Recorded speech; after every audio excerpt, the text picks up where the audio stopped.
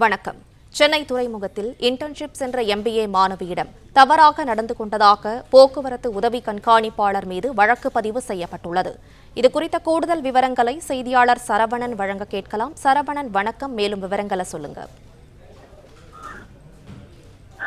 சென்னையில் பயின்று வரக்கூடிய MBA பயின்று வரக்கூடிய மாணவி மற்றும் அவரது நண்பர்கள் என 4 பேர் 30 நாட்கள் இன்டர்ன்ஷிப் படிப்பிற்காக துறைமுகத்திற்குள் அந்த இன்டர்ன்ஷிப் செய்வதற்காக சென்றிருக்கிறார்கள்.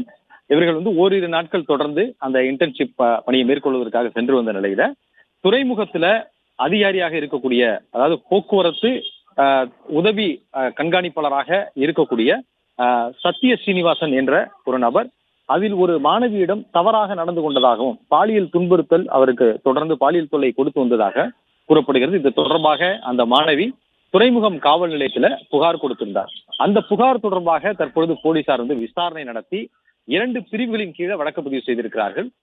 பாலியல் தொல்லை மற்றும் பெண் வன்கொடுமை ஆகிய அந்த 2 பிரிவுகளின் கீழே வழக்கு பதிவு செய்யப்பட்டிருக்கிறது.